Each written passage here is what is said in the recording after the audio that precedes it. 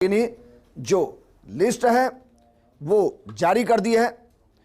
23 उम्मीदवारों के नामों की घोषणा की गई है। इस वक्त की बड़ी खबर, राजस्थान विधानसभा चुनाव में आम आदमी पार्टी ने भी अपनी दस्तक दे दी है। 23 उम्मीदवारों के नामों की घोषणा की गई है। तो इस वक्त की बड़ी खबर आपको बता रहा हूं, और ये कि चौथी ऐसी पार्टी या कहीं पांचवी ऐसी पार्टी जो नामों की घोषणा कर रही है। बीजेपी, कांग्रेस, बीएसपी, आरएलपी और अब आम आदमी पार्टी। इस वक्त की बड़ी खबर, और बड़ी खबर 23 नामों की घोषणा आम आदमी पार्टी ने कर दी है। जिन सीटों पर घोषणा की है उनके नाम आपको बता देते हैं। गंगानगर, रायसिंह नगर, इसके अलावा पिलानी, नवलगढ़, खेड़ली, नीम का थाना, श्री माधोपुर, विद्याधर नगर, बगरू, मुंडावर, थानागाजी, बैर, बयाना, निवाई, देवली, उनियारा, इसके अलावा उदयपुर, डूंगरपुर, ये सीटें जिन पर आम आदमी पार्टी ने प्रत्याशियों की घोषणा कर दी है। आसपुर, चौरासी और कुशलगढ़, इन सीटों पर घोषणा की गई है। तस्वीर सबसे पहले फर्स्ट इंडिया आपको दिखा रहा है। आम आदमी पार्टी ने 23 नामों की घोषणा कर दी है।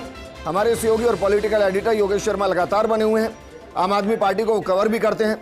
योगेश जी, क्योंकि जिस तरीके से लिस्ट जारी की गई है और सबसे ऊपर नहरी क्षेत्र को रखा गया है, मानकर चलें कि फोकस वहीं से है। और इन 23 नामों के साथ आपको क्या लग रहा है कि आम आदमी पार्टी ने एक मजबूत दस्तक दी है?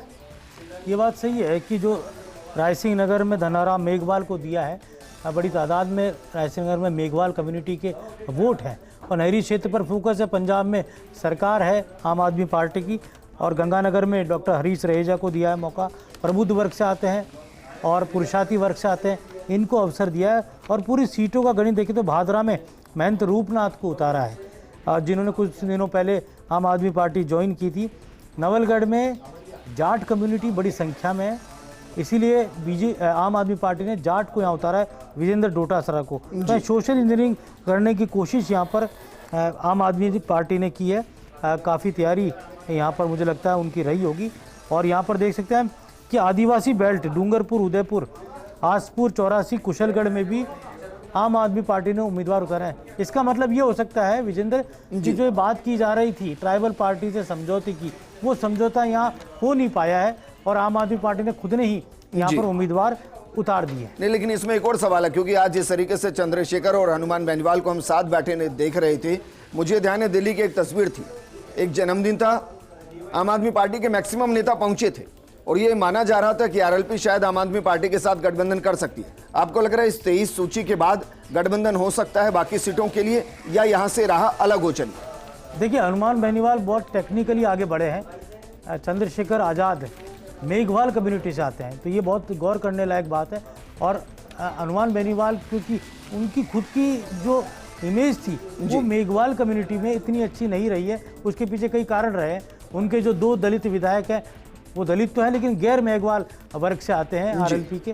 तो यहाँ पर चंद्रशेखर आज़ाद को साथ लेकर अपनी एक अलग तरह की इमेज गढ़ने की कोशिश हनुमान बेनीवाल कर रहे हैं, और मुझे लगता है डेडली कॉम्बिनेशन है, और कुछ सीटों पर ये डेफिनेटली ये गठबंधन असर डालेगा। नहीं, लेकिन मैं इस लिस्ट को अगर देख रहा हूँ योगेश जी, मुझे थोड़ा आप और करेक्ट कीजिएगा। इसमें मैं नहरी क्षेत्र को भी देख रहा हूँ, इसमें मैं शेखावटी भी देख रहा हूँ, इसमें ढूंढाड़ भी देख रहा हूँ, पूर्वी राजस्थान भी देख रहा हूँ, और साथ में इसमें आदिवासी बेल्ट भी देख रहा हूँ।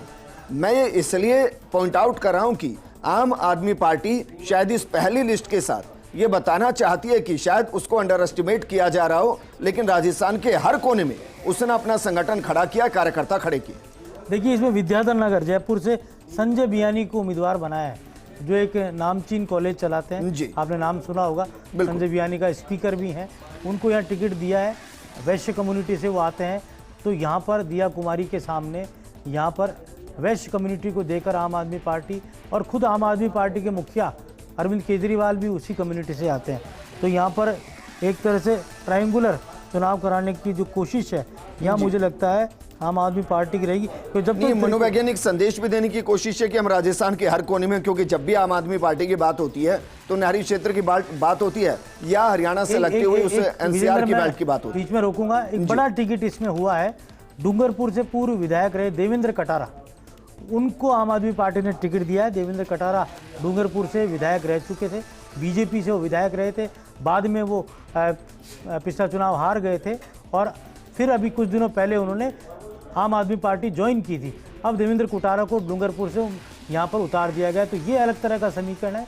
देवेंद्र कटारा की मौजूदगी से यह आम आदमी पार्टी को लाभ होगा और मुझे लगता है कि ये जो बाकी जो टिकट्स भी डिक्लेयर हुई हैं एसटी बेल्ट की, खासतौर से वागड़ की, इसमें देवेंद्र कटारा की भूमिका रही होगी निश्चित तौर पर, क्योंकि वो आदिवासी संगठनों से जुड़े हुए भी रहे हैं और कहा जा सकता है कि जब पहली बार विधायक बने थे उस वक्त भी उनका ये लग रहा था कि टिकट नहीं कटेगा, लेकिन उनका टिकट काट दिया था।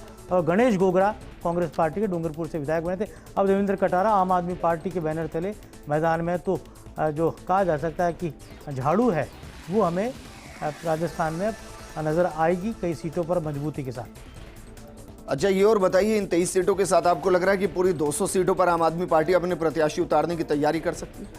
देखिए, मुझे नहीं लगता कि पूरी 200 सीटों पर उतारेंगे, कुछ सीटों पर समझौते के आसार भी हैं, लेकिन ये कहा जा सकता है कि अरविंद केजरीवाल की तैयारी है कि ये जो चुनाव है ये बड़े स्तर पर राजस्थान में दस्तक दी जानी चाहिए। यहाँ पर एक आपको ध्यान है गुजरात में दस्तक दी थी जी, उसके बाद ये जो चुनाव था ये बड़ी मजबूती के साथ आम आदमी पार्टी ने गुजरात में लड़ा और कांग्रेस को भारी खामियाजा उठाना पड़ा। मुझे जो अभी तक सूची दिख रही है उसमें मुझे लग रहा है कि इंडिया गठबंधन की हवा राजस्थान में तो कहीं नज़र नहीं आती। इस सूची में जो जातिगत वर्गीकरण आम आदमी पार्टी ने किया है, सोशलिस्ट ने किया है, वो सीधे सीधे कांग्रेस को चैलेंज करती हुई नजर आ रही है। ठीक है योगेश जी, एक छोटे से ब्रेक के लिए यहाँ रुक रहे हैं। आप बने रहिए फर्स्ट इंडिया न्यूज़ के साथ, जल्द हाजिर होंगे।